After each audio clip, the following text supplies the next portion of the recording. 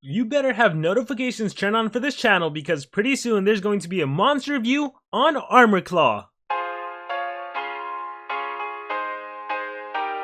Hey everyone, I'm Armor Gaming, welcome back to my channel and welcome to Monster Legends. This is a super exciting day because finally it has happened. Armorclaw is officially released. We have his stats, we have his skills, everything about this monster is out. He is part of the brand new Mythic Monsters that are going to be released in Monster Legends. A new class of monsters, a higher rarity than legendaries. So as of right now, I can't really comment on how it's going to influence the game. It's kind of hard to even comment how good this monster is because, well, everything feels like it's different. So this video is primarily going to be a monster analysis, and as I hinted in the beginning, there's going to be a monster review coming very soon. So if you want to check out this monster and his power output, be sure to check it out, okay? Be sure to stay tuned for this channel. Alright, so let's just get into it. One of the things I really like is that Armorclaw is actually going to be available in the Legends Pass. And so that means that every single player is going to have an opportunity to get this brand new monster. So I think SocialPoint is starting off good, giving this monster available to everyone. So it doesn't matter if you're free to play or pay to win or whatever casual spender, you're going to be able to get this monster. With that being said, let's go into the analysis. When Rossi God was young, he didn't have many real friends. He had an imaginary one, a dragon warrior who was always there to save him from his evil enemies. His name was Armorclaw. He may not have been real, but he was definitely inspiring. He taught him everything he knows about battles now, and he always has great advice. Analyze the enemy before going into battle, dream big, and pursue your passions. If it wasn't for Armorclaw, Rossi God would have never become the fighter he is today. I tell you guys all the time, I love Monster Legends lore. It is incredible. After winning his latest tournament, Rossi God brought home a trophy which had little pieces of amber engraved in it. As he placed it with all his other trophies, he thought, "Thanks again, Armorclaw." Within seconds, the amber stones released a magical substance which soared into the sky and transformed into a mythic monster, a living, breathing Armorclaw. Basically, this just proves back to my point. Remember when I made like a 30-minute video about why Rossi God is the best light monster? He basically created me. How cool is that? I love it. I love the Monster Legends lore. It's incredible. With that being said, let's go into the stats. Check out that life stat. This is a level 100 Armorclaw. 62,732. 62,000. That is starting off. Now, previously, the highest life stat in the game belonged to Dunra and Mephisto, and they had a life stat of 46,446. So this is like almost 20,000, a little less than 20,000. This is quite a bit more life, like 15,000 more HP than Dunra and Mephisto. Alright, then look at that power stat, 5,720. Previously, the highest power stat belonged to Rador, who had 3,805. This is 2,000 points almost, 1,900 points more. Wow, and then look at that speed stat, 4,576.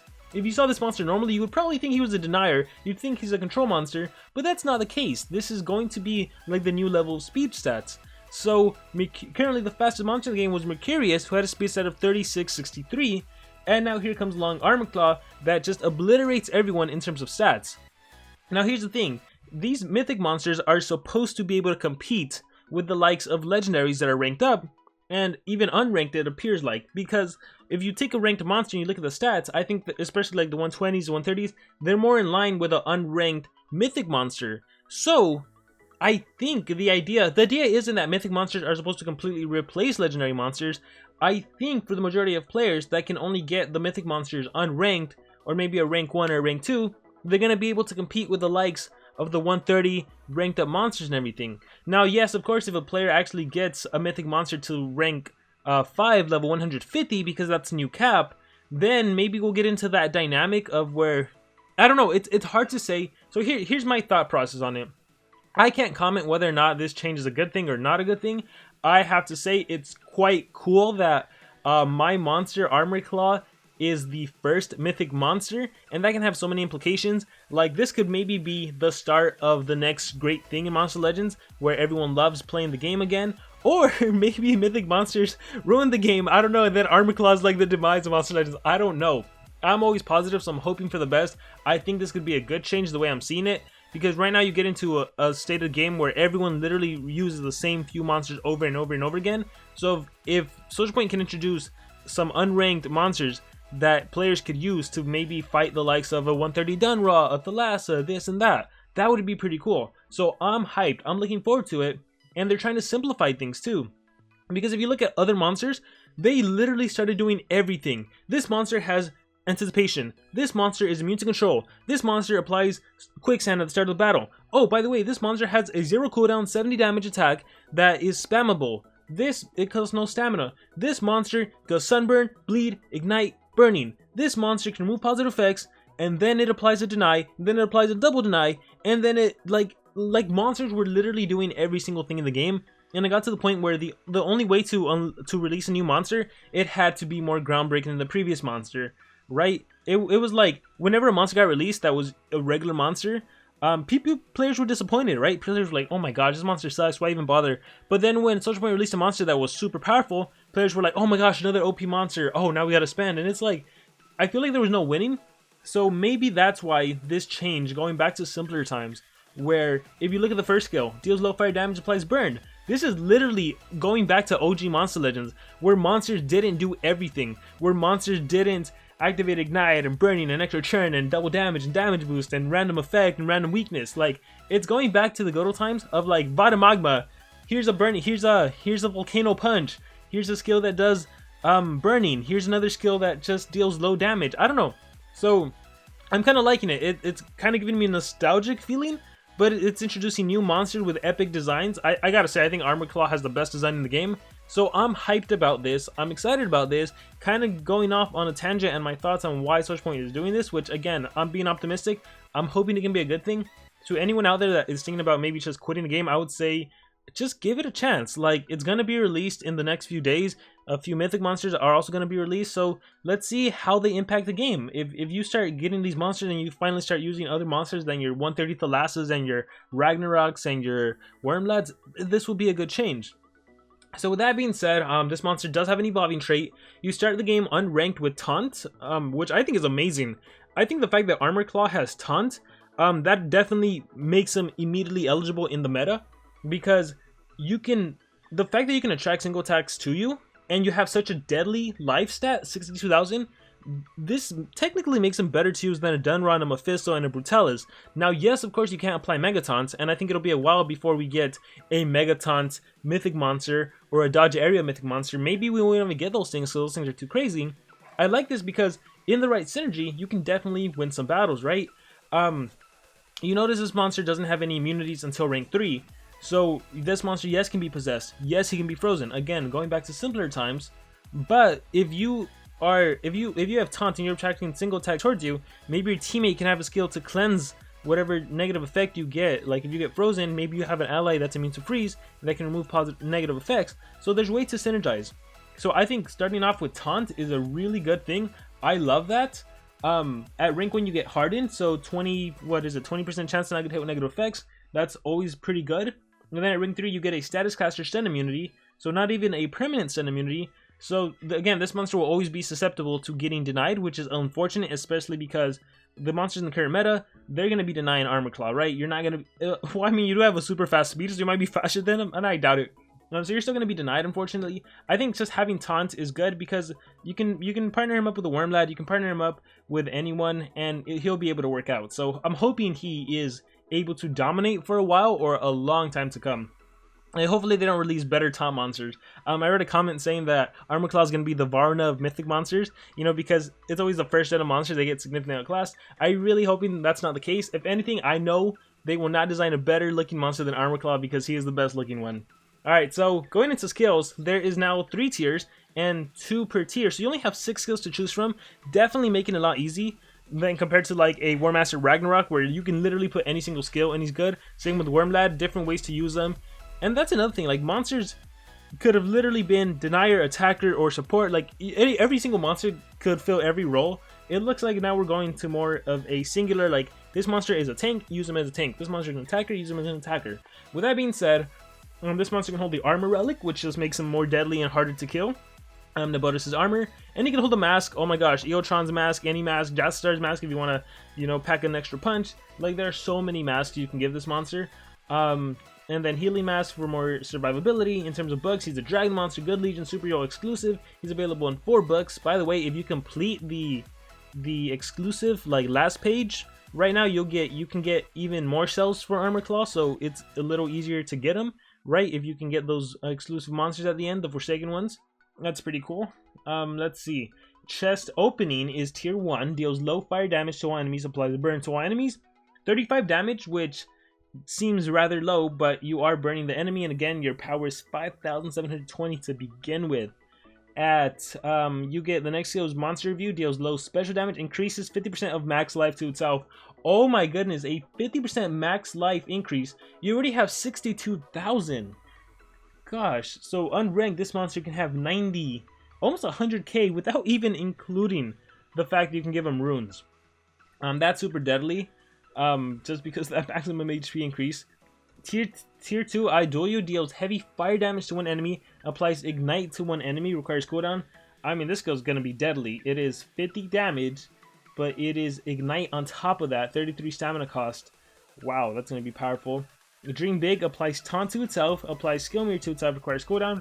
So this skill applies taunts. Now you don't really need this skill. I guess the best reason to have Dream Big is if you were to fight monsters that can trade disable you, because in that case you would lose your taunt. So it is nice to have a skill that you can reapply the taunt, and in fact you can even skill mirror, which will make it scary for the enemy to attack you, because if they attack you, you're going to be reflecting the attack with your powerful damage output. Moving on, we have Pursue Your Passions. Applies a damage boost to itself, heals itself by 30%. So it is going to the tank, right? The fact that this monster has taunt, the fact that this monster has damage boost and a heal, 50% maximum life increase, definitely indicative of a tank, but he also has some damage output with that I Duel You 50 damage and some of his DLTs that we've been seeing. For example, the next one, Save Rossi God. Love the skill name. Deals moderate light damage to all enemies. So not only does this monster have fire damage, you also have light damage. It's an AoE light damage attack. It applies Sunburn to everyone. So check it out. You have DOT Burn, DOT Sunburn, and Single Ignite. And you also restore all cooldowns on itself. So if you wanted to, you can literally spam Save Rossi God over and over and over again, because every single time you do Save Rossi God, you will restore your own cooldowns, which is awesome. So you have a 40 damage AoE. I think this might be the most powerful skill in the game, given that it basically restores the cooldown and applies Sunburn, and it's light damage. So if you take on literally the strongest tank in the game, Dunra, who I said has the previous HP of 46,446, the highest HP in the game, Dunra's Dark Base, you save Rossi God, Dunra has the Megataunt, you would do Save Rossi God against him, triple damage, obliterate him, restore your cooldowns. Oh my gosh. Yeah, he's a Dunra killer. This skill right here, honestly, just the fact that he has a high power, Armor Claw can take on the Megataunt monsters. So whether it be Santerion, Mephisto, Dunra, Brutalis, Clipium, whoever it is, he can potentially take them out. With Save Rossi God, Monster Review, that can just give you a power boost.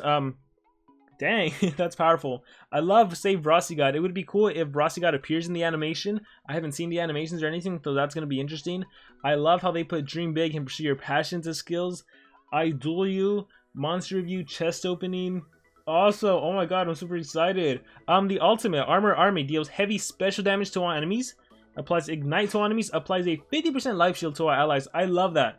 It is a strong special base damage attack that applies Ignite, and you give your teammates a shield. Again, going back to the simpler basic times, if I had to choose a skill set for this monster, I think Save Rossi God is a must-have. And again, I feel like you can literally spam that. I think Save Rossi God and I Duel You, those are going to be your go-to.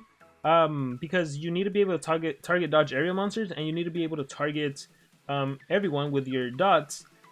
And then I'm trying to think, do you need a heal by 30% skill? I think the skill mirror would be useful, just to reflect attacks to make the enemy scared of attacking you. And I like Monster Review for the maximum life, but I also like the burn. I think it would just depend on the situation, right? If you're facing dodge area monsters, you don't need all those dots.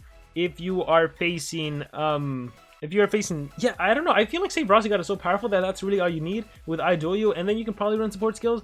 But I would just say definitely those two. It's hard to say what impact he's gonna have in the game until he's actually out, until you actually use him.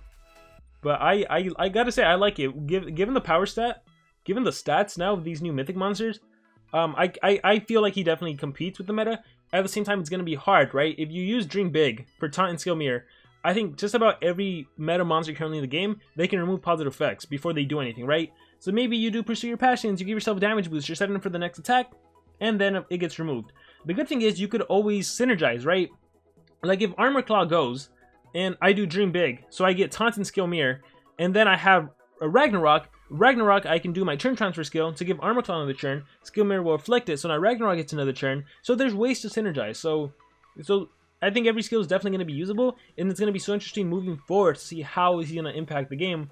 But overall, I'm psyched, I'm excited, I'm positive. Let's see what it says. Armor Claw is a mythic fire tank with taunt and skill mirror effects, as well as high damage skills. In some of the attacks, he can heal himself while boosting his damage, or deal damage, apply sunburn, and gain an extra turn. Oh! Was he supposed to have an extra turn skill? Interesting. He has an evolving trait. Taunt at rank 0, harden at rank 1, rank 3 he becomes status caster, stun immunity. Okay, so obviously you want to get him to rank 3 just for that stun immunity status caster. That'll make him a little more competitive against stun monsters. And obviously you want him also at rank 1 just to get that hardened. That'll make him a little more competitive too, because maybe he won't get frozen, maybe he won't get denied, maybe he won't get hit with the DLT. So I think at rank 1, you're good. If you can get this monster rank 1, you're going to have a fun time with him. Fantastic, beautiful looking monster. I guess at this point I would just like to say thank you guys so much for all of your incredible support. Thank you SocialPoint for supporting me as well and for making this happen. This is just phenomenal. Never in my wildest dreams did I think this would become a thing, and especially this cool of looking of a monster. It is just wow, it is breathtaking how amazing this monster is. I used to say Kai the Eradicator was my favorite monster design. Armor Claw beats it by a long shot. He is gorgeous, and he's a brand new mythic monster. The introduction to this new class of monsters, that is something special, I think. So I'm hoping this definitely goes down in the history books as one of the best changes in the game. Again, I'm positive about it. I would encourage everyone to just be open-minded to it, and then let's just see what happens. He's also available in the Legends Pass, so guys, come on, that's like awesome. Available in the Legends Pass, you're gonna be able to get this monster unranked, and let's see where we go from there. With that being said, I'm Armor Gaming. Thank you all for watching, and remember to dream big and pursue your passions.